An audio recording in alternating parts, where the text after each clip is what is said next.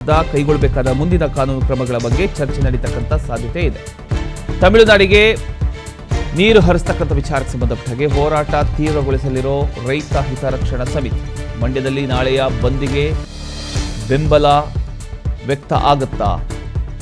ನಾಳೆ ವಿಶ್ವೇಶ್ವರಯ್ಯ ಪ್ರತಿಮೆ ಬಳಿ ಪ್ರತಿಭಟನೆಗೆ ಸಜ್ಜುಗೊಂಡಿದ್ದಾರೆ. ಸಿಡಬ್ಲ್ಯೂಎಂಎ ಆದೇಶ ಪಾಲಿಸದಂತೆ ಸರ್ಕಾರಕ್ಕೆ ಆಗ್ರಹಿಸಲಾಗಿದೆ.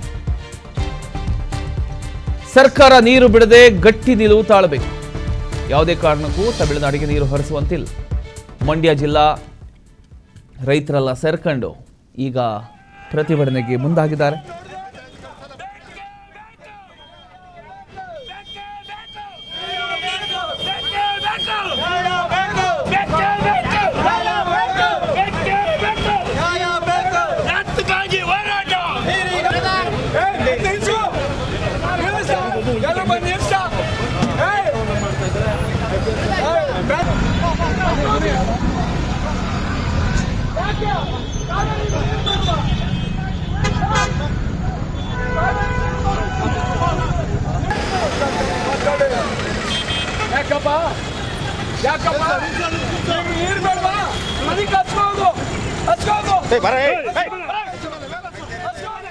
ತಮಿಳುನಾಡಿಗೆ ಕಾವೇರಿ ನೀರು ಹರಿಸುವಂತೆ ಸಿಡಬ್ಲ್ಯೂಎಂಎ ಶಿಫಾರಸು ಮಾಡಿರತಕ್ಕಂಥ ಬೆನ್ನಲ್ಲೇ ಮಂಡ್ಯದಲ್ಲಿ ರೈತರ ಆಕ್ರೋಶ ಮತ್ತಷ್ಟು ಹೆಚ್ಚಾಗಿದೆ. ನೀರು ಬಿಡ್ತಕ್ಕಂಥ ನಿರ್ಧಾರಕ್ಕೆ ವಿರೋಧ ವ್ಯಕ್ತಪಡಿಸಿರತಕ್ಕಂಥ ಮಂಡ್ಯ ಜಿಲ್ಲಾ ರೈತ ಹಿತರಕ್ಷಣಾ ಸಮಿತಿ ಇದೀಗ ಹೋರಾಟವನ್ನು ತೀವ್ರಗೊಳಿಸೋದಕ್ಕೆ ಮುಂದಾಗಿದೆ. ಕಾವೇರಿ ನೀರು ಅಂದರೆ ಮಂಡ್ಯ ರೈತರಿಗೆ ಕೇವಲ ಒಂದು ನದಿ ನೀರಿನ ವಿಚಾರ ಅಲ್ಲ, ಅದು ಅವರ ಒಂದು ಬದುಕು, ಬೆಳೆ ಹಾಗೂ ಮುಂದಿನ ಪೀಳಿಗೆಯ ಒಂದು ಭವಿಷ್ಯದ ಪ್ರಶ್ನೆ. ಈಗಾಗಲೇ ಮಳೆ ಕೊರತೆಯಿಂದ ರೈತರು ಆತಂಕದಲ್ಲಿದ್ದಾರೆ. ಬಿತ್ತನೆ ಮಾಡಿದ ಬೆಳೆಗಳಿಗೆ ನೀರಿನ ಅಗತ್ಯ ಇದೆ. ಇಂತಹ ಒಂದು ಸಂದರ್ಭದಲ್ಲಿ ತಮಿಳುನಾಡಿಗೆ ನೀರು ಹರಿಸುವಂತೆ ಶಿಫಾರಸು ಮಾಡಿರ್ತಕ್ಕಂಥದ್ದು ರೈತರಲ್ಲಿ ಅಸಮಾಧಾನಕ್ಕೆ ಕಾರಣ ಆಗಿದೆ. ಸರ್ಕಾರ ರೈತರ ಹಿತವನ್ನು ಮೊದಲು ಪರಿಗಣಿಸಬೇಕು, ಯಾವುದೇ ಕಾರಣಕ್ಕೂ ನೀರು ಹರಿಸಬಾರದು ಅಂತ ರೈತ ಹಿತರಕ್ಷಣಾ ಸಮಿತಿ ಆಗ್ರಹಿಸಿದೆ. ನಾಳೆ ವಿಶ್ವೇಶ್ವರಯ್ಯ ಪ್ರತಿಮೆ ಬಳಿ ಪ್ರತಿಭಟನೆ ನಡೆಸೋದಕ್ಕೆ ಸಿದ್ಧತೆ ಮಾಡಿಕೊಂಡಿರ್ತಕ್ಕಂಥ ಸಮಿತಿ ಮಂಡ್ಯ ಬಂದ್ಗೂ ಕೂಡ ಬೆಂಬಲ ಸೂಚಿಸಿದೆ. ಒಂದು ಕಡೆ ಸರ್ಕಾರ ಕಾವೇರಿ ನೀರು ವಿಚಾರದಲ್ಲಿ ಕಾನೂನು ಹೋರಾಟದ ದಾರಿ ಹಿಡಿಯೋದಕ್ಕೆ ಚಿಂತನೆ ನಡೆಸ್ತಾ ಇದೆ. ಇನ್ನೊಂದು ಕಡೆ ಮಂಡ್ಯದಲ್ಲಿ ರೈತ ಸಂಘಟನೆಗಳು ಬೀದಿಗಿಳಿದು ಹೋರಾಟಕ್ಕೆ ಸಜ್ಜಾಗಿದೆ. ಅದರ ಒಂದು ದೃಶ್ಯವನ್ನು ನೀವು ಗಮನಿಸ್ತಾ ಇದ್ದೀರಿ. ಹೀಗಾಗಿ ಮುಂದಿನ ದಿನಗಳಲ್ಲಿ ಕಾವೇರಿ ವಿಚಾರ ರಾಜಕೀಯ ಮಾತ್ರ ಅಲ್ಲ, ರೈತರ ಹೋರಾಟಕ್ಕೂ ಮತ್ತಷ್ಟು ಕಾವು ನೀಡತಕ್ಕಂಥ ಒಂದು ಸಾಧ್ಯತೆ ಕೂಡ ಇದೆ. ತಮಿಳುನಾಡಿಗೆ ನೀರು ಹರಿಸೋದಕ್ಕೆ ಸಿಡಬ್ಲ್ಯೂಎಂಎ ಶಿಫಾರಸು, ಮಂಡ್ಯದಲ್ಲಿ ರೈತರ ಆಕ್ರೋಶ, ನಾಳೆ ಬಂದ್ಗೆ ಬೆಂಬಲ, ವಿಶ್ವೇಶ್ವರಯ್ಯ ಪ್ರತಿಮೆ ಬಳಿ ಪ್ರತಿಭಟನೆಗೆ ಸಜ್ಜು. ರೈತರ ಬೆಳೆಗಳಿಗೆ ನೀರು ಬೇಕು, ಜಲಾಶಯಗಳ ನೀರಿನ ಮಟ್ಟವೂ ಕೂಡ ಕಾಪಾಡಬೇಕು. ಇದೇ ವೇಳೆ ಸಿಡಬ್ಲ್ಯೂಎಂಎ ಶಿಫಾರಸನ್ನು ಕೂಡ ಎದುರಿಸಬೇಕು. ಈ ಮೂರು ಸವಾಲುಗಳ ನಡುವೆ ರಾಜ್ಯ ಸರ್ಕಾರ ಯಾವ ರೀತಿಯ ಗಟ್ಟಿ ನಿರ್ಧಾರ ಕೈಗೊಳ್ಳುತ್ತೆ ಕಾದು ನೋಡಬೇಕಾಗಿದೆ. ಎಸ್, ಇದರ ಬಗ್ಗೆ ಇನ್ನಷ್ಟು ಡೀಟೇಲ್ಸ್ ಕೊಡ್ತಾರೆ ನಮ್ಮ ಪ್ರತಿನಿಧಿ ರವಿ ಲಾಲಿಪಾಳ್ಯ. ಎಸ್ ರವಿ, ಈಗ ರೈತರೆಲ್ಲ ಸೇರ್ಕೊಂಡು ಈಗ ಪ್ರತಿಭಟನೆ ಮಾಡ್ತೀವಿ ಅಂತ ಹೋರಾಟ ಅಂದರೆ ಸಿಡಬ್ಲ್ಯೂಎಂಎ ಆದೇಶ ಏನು ಹೊರಡಿಸಿದಾರೋ ಈ ಒಂದು ವಿಚಾರವಾಗಿ ಸಾಕಷ್ಟು ರೊಚ್ಚಿಗೆದ್ದಿದ್ದಾರೆ ಅಂತಲೇ ಹೇಳಬಹುದು. ಏನು ಹೇಳ್ತೀರಿ ಇದ್ರ ಬಗ್ಗೆ? ಏನು ಸಿಗ್ತಾ ಇದೆ ಅಪ್ಡೇಟ್ಸ್?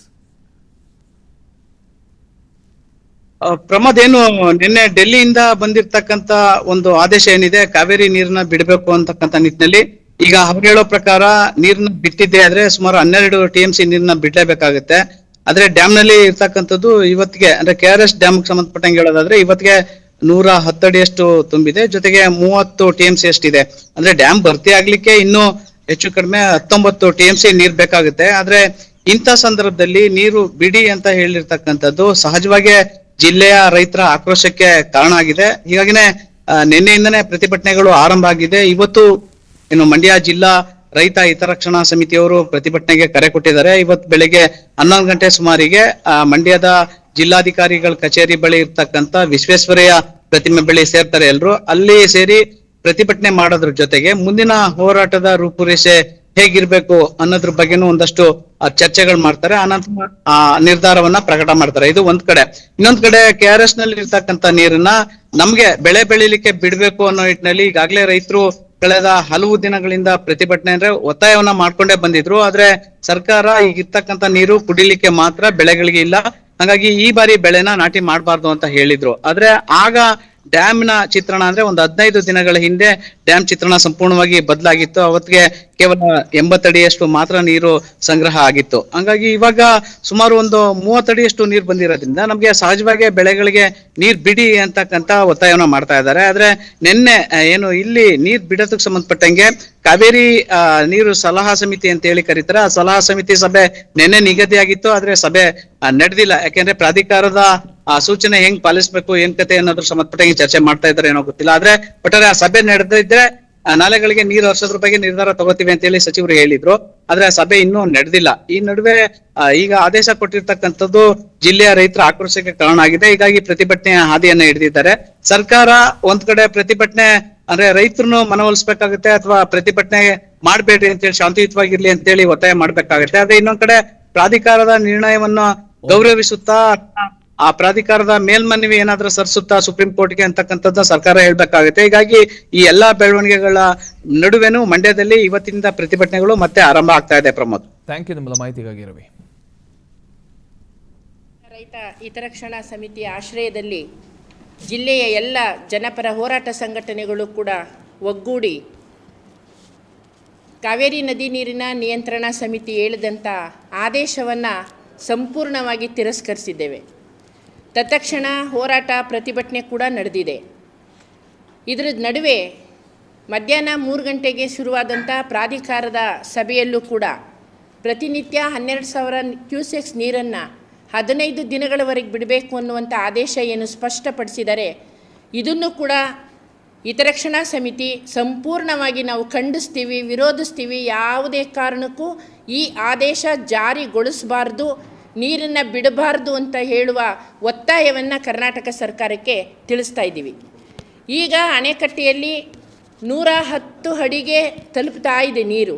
91 ಅಡಿ ನೀರಿರುವಾಗಲೂ ಕೂಡ ತಮಿಳುನಾಡು ಸರ್ಕಾರ ಭಾಳ ಒತ್ತಡ ಮಾಡಿ ನೀರನ್ನು ನಮಗೆ ಕಂತಿನ ಪ್ರಕಾರ ಏನು ಬಿಡಬೇಕಿತ್ತು ಬಿಡಲೇಬೇಕನ್ನುವಂಥ ಒತ್ತಾಯ, ಹಠಮಾರಿ ಧೋರಣೆಯನ್ನು ಯಾವತ್ತೂ ಮಾಡ್ತಾಯಿದೆ, ಈಗಲೂ ಮಾಡಿದೆ ಈ ಬಾರಿನೂ.